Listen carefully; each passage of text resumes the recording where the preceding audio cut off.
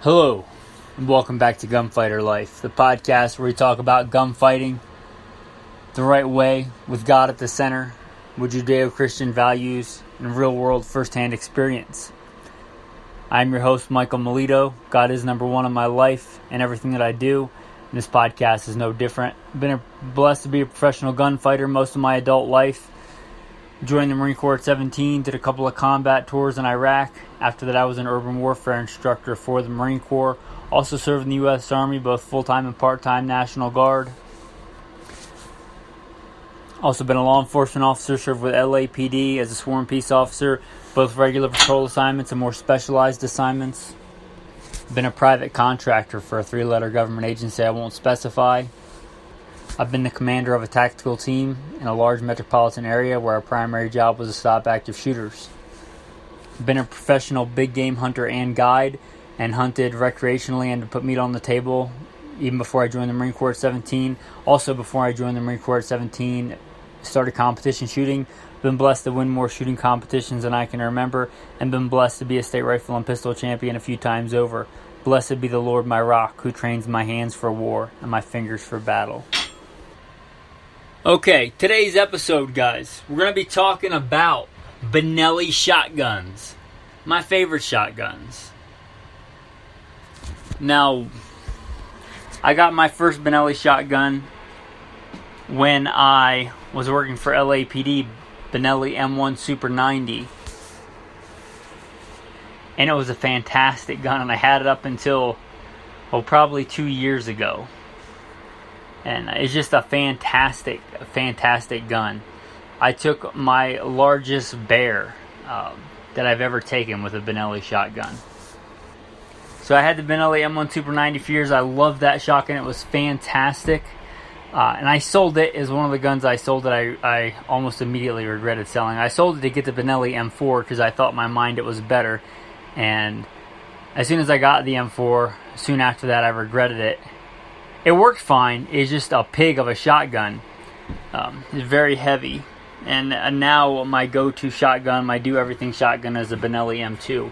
So I guess I'll go through a couple of the Benellis as I'm familiar with them. The Benelli M1, it comes in a tactical guise and a practical guise, and like a hunting configuration, more traditional configuration, and more tactical models. The Benelli M1 Super 90, an awesome shotgun. All these are inertia driven, which I really like for a lot of reasons. They're very reliable. I should go back. Inertia means that it fires off the recoil impulse. It doesn't have anything to do with like the gas, like a lot of the Beretta shotguns, which are also good, but they have to deal with gas systems, just like an AR-15, which can get very dirty if you've ever shot an AR-15 and had to clean it in the military or anything like that. But the Benellis run off inertia, meaning just the recoil. For every action, there's an equal and opposite reaction. When that shot goes out the front of the shotgun, that shell wants to go back, and that cycles the action, which means that the action stays remarkably clean. I like that for hunting. I like that for tactical reasons, obviously. Cleaner. If you can have a gun that stays cleaner, why not? I like it most of all from a prepping and survival standpoint. If you listen for any amount of time, you know that I like to do what God says and watch and be ready spiritually and physically to protect and provide those around me. Is part of that, part of being a man, part of being a gunfighter. And that Benelli, one thing about, I think all the Benellis that I'm aware of have a chrome lined barrel, which means it's not going to rust on you like a lot of other shotguns do. Chrome lining is, world renowned for its ability to stop corrosion. And two, that Benelli inertial action means that you're not going to get that fouling in the action. And fouling in and of itself with modern ammunition is not the problem because it's not corrosive. But what it does is gives places for water, and especially salt water and moisture, to collect if you live in one of those environments. And when that collects in the powder residue, that can cause corrosion in the firearm, even though the powder itself is not corrosive. So for those reasons, I really like the Benelli system. It is my favorite. That inertia system is my favorite system. So we talked about the Benelli M1 Super 90. There may have been one before, but that was like the real first one that brought that, at least that I'm familiar with, that made it popular in the American market. that inertial driven system. And if you look at the Benelli M1 and going down the line, you can see the lineage. The operating system is basically the same. The Benelli M2 is what I have now. It is a fantastic shotgun. It's kind of their newer version of the Benelli M1. I don't believe they still make the Benelli M1. I could be wrong. If you see one, though, don't pass it up if you can afford it and you need a shotgun. They are fantastic. But the Benelli M2 is kind of the newer version. That's what I have now. I'm blessed to have that shotgun. I have it with two different barrels. I have it with not a rifled barrel, but I have it with what's called a rifle barrel, meaning it's just a smoothbore barrel, but it has rifle sights. And that's what I like the most for hunting and for tactical stuff. I don't like the, peep-sighted things because they're a little bit harder, in my opinion, to point and shoot. I like the rifle sights because you can still use them like a traditional rib shotgun if you're good with them, and they're ridiculously accurate. I'll tell you how accurate my Benelli M2 is. If it was a rifle, I would be happy with its accuracy. With Foster-style Federal slugs. This is the kind that I generally find at Walmart. Just a Federal, I forget if they're High Shock or a different brand or Federal Premium, but just a regular, 1 ounce Foster-style slugs. That shotgun of mine is ridiculously accurate at 50 yards. It will just put them in one big hole. It's remarkable how accurate it is. And that's with iron sights, not even with an optic mounted. It's ridiculously accurate. And I also have a vent rib, a little bit longer. I believe it's 21 inch. I got the shortest barrel that I could. I like shorter barrels on shotguns for maneuverability and a lot of other reasons. But those are the two barrels that I have with a bunch of different chokes, and that's kind of my go-to do-it-all shotgun. I have my grandfather's shotgun for sentimental reasons. It's a double barrel side-by-side, right around 100 years old. And I have a single-shot shotgun, for taking out and beating up and loaning to people to get them into shooting. It's fairly safe to teach. But my go-to shotgun for everything, from tactical to practical to hunting to, riding in the truck, is the Benelli M2. It's fantastic. It has the same inertial system. And the reason I went back when I sold the Benelli M1 and kind of regretted it getting rid of the Benelli M4 to the M2 is it's what's currently made, and it's the most popular for anything from 3-gun, super popular for hunting, which means there's a lot of aftermarket support for it. So I was able to get, like I said, that extra barrel that I wanted with the rifle sights. Moving on, there's the Benelli M3, kind of the red-headed stepchild, the forgotten Benelli, but one of the really cool Benellis. And like I said, when I was looking at them to get my go-to Benelli, it was the lack of aftermarket support that led me away from the Benelli M3, but if there had been as much, I probably would have gotten it. The Benelli M3 is super cool in that it's a pump action or semi-auto. So it has that inertial-driven, semi-automatic, reliable system, but you can switch it to be a pump action, a slide action if you want, and manually operate it. That's good for a couple reasons. If you ever did have some kind of mechanical malfunction, you could just pump it and it would still be as fast as a pump shotgun. Although I've never had that, it is possible. Also, if you're shooting really light ammunition, like less lethal, if you want a less lethal option, which is great, especially in the world we live in today with riots and things like that, you may not want to if you don't have to, take a life, but you could put some rubber buckshot in there and bounce it off some pavement into some shins if you had to, as a last resort before you went to deadly force. And with really light loads, they tend to not cycle in semi-autos, especially less lethal loads like that where you're shooting literal foam or rubber. And you could pump that and it would still work. That's a really cool advantage. Or maybe you just want to pump. Maybe you just want to be able to practice with both. That Benelli M3 lets you do that. The Benelli M3 is the only shotgun that I know that does that. That's reliable. There are other shotguns that do that, but from what I understand, they're notoriously unreliable. I don't know that from first-hand experience. I know that from people that know quite a bit about guns saying that they're unreliable. The Benelli M3 is the only reliable one that I know, and it's fantastic. In reputation, I don't know anybody that badmouths the Benelli M3. Next, that leads us to probably the one that a lot of people know the most, and that's the Benelli M4. It is the Marine Corps issue shotgun. It is kind of seen as the epitome of tactical shotguns, of war-fighting shotguns. And it is. It is a freaking fantastic one. Like I said, I had it. It was great. But it was a beast. If I was only doing tactical door-kicking stuff, and I was a professional, commander of a tactical team when I had it, but even then it was a little too big and heavy for me. It is built like a tank, which is one of the reasons I didn't like it. But if you're shooting, tons and tons of rounds a day in only a tactical scenario, it is, like I said, has the reputation, I believe deservedly so, for the preeminent go-to combat shotgun in the world. And I believe it deserves that reputation. It's fantastic for that, but it doesn't have a lot of crossover in the practical world. Probably not a good, shotgun to go wing shooting doves with. Whereas, the Benelli M2 that I have, I could do both. A lot of 3-gun shooters, shoot the Benelli M2, not the Benelli M4.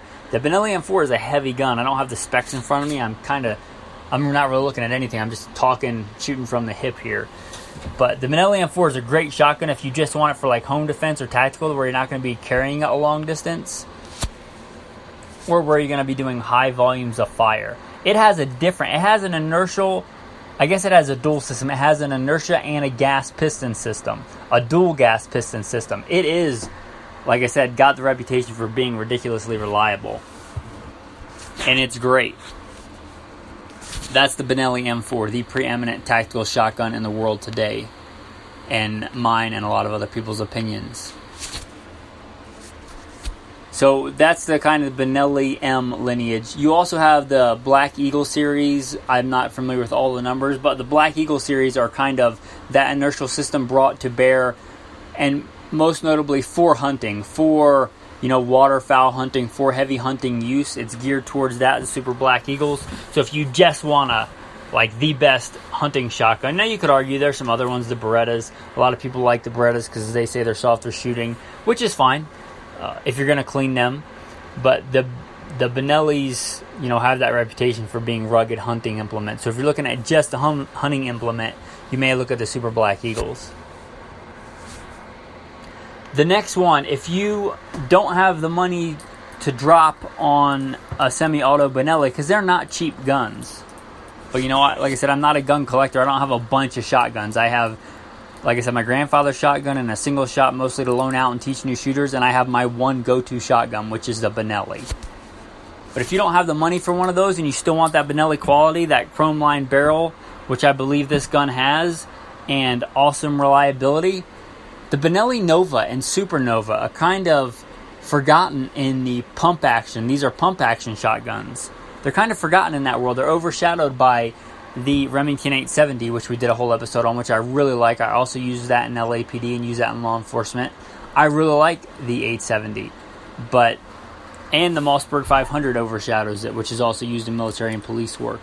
But the Benelli Novas and Supernovas, I don't think are any less in quality or any less reliable than those guns, and they don't get the press that those guns do, and I don't know why. So if you're looking for a good pump action shotgun, especially today in the world of Remington bankruptcy and hard to get, and who knows what the quality is going to be, I would say take a good hard look at the Benelli Novas. They are awesome guns, and they're pump actions, and they're not ridiculously priced. They're in the realm of the Mossberg 500 and the Remington 870. They may be, I don't know, $50, $100 more. I haven't looked recently. Maybe not. But they're certainly not unattainable for the average person. And if somebody didn't have any guns and wanted to get into guns, if you listen for any length of time, you'll know that my go-to recommendation is a shotgun. It's the most practical. Even though I'm a state rifle and pistol champion and shoot those far more, if I had to pick one gun for the rest of my life to do everything, it'd be a shotgun, because I'm a realist. It's not about what I like, it's about what the truth is. And the truth is a shotgun helps you defend yourself and the ones that you love and put meat on the table better than any other weapon in the modern world.